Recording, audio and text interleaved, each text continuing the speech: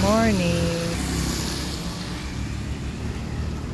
Dito tayo ngayon sa all day.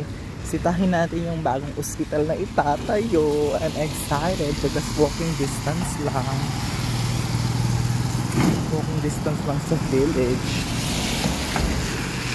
So, kung ma-ospital ka, at least dito na lang malapit. Charot.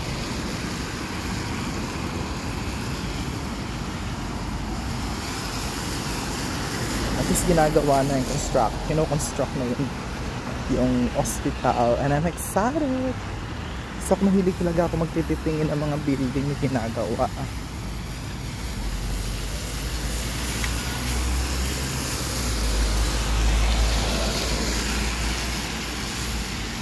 Sabi natin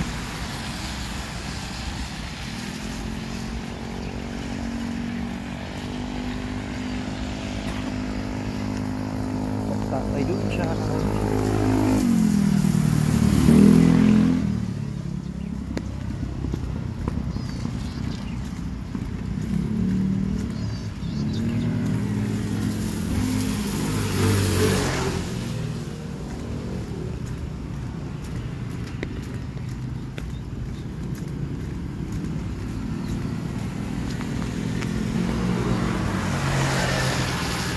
Kahit na ulan, sige, rampa.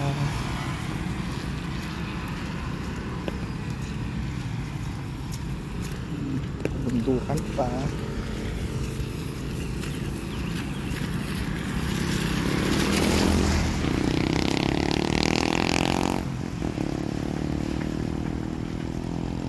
Grabe, laki na talaga ng improvement dito, nakakatuwa. Pati itong Jefferson Road na to, which is nakabukas lang parang 3 years ago. Sarap pag-jogging kaso naulan.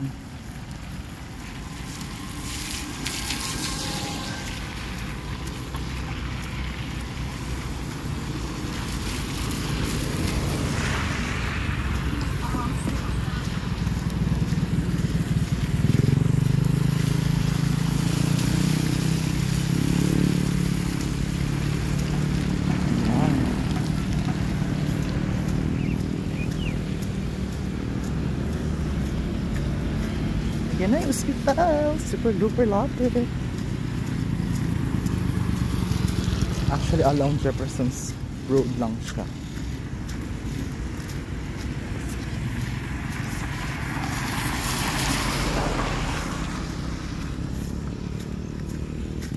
So dito for sure soon magkakaroon na rin dito ng mga establishments. Lipas ng panahon.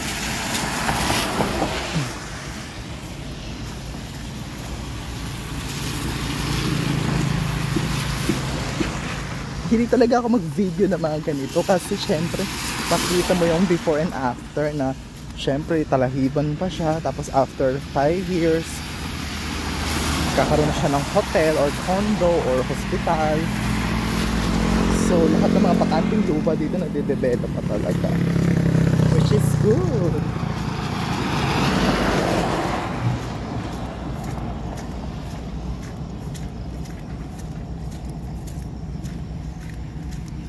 Ayan na yung ospital, tinatayo na.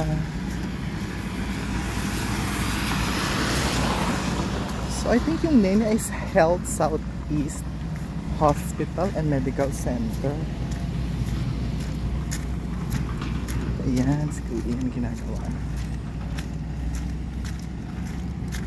UniHealth pala, sorry.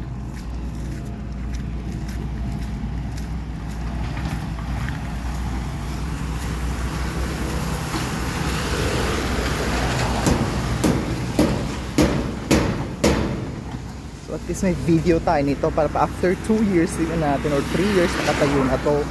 At marami na for sure dito mga nagkuupa pa hospital. Di ba kung napakalawak ng lupain.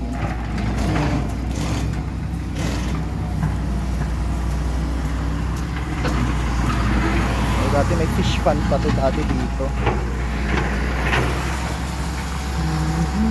Lawak ng hospital.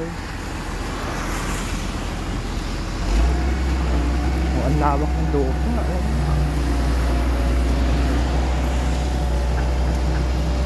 Grabe, ang lawak ng ospital.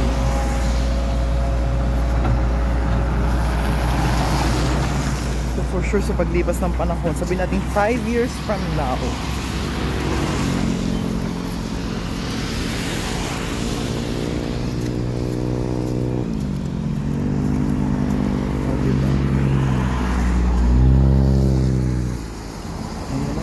lawak ng ospital. Sarap bumili ng share ano dito, hospital share. Ano? Lawak.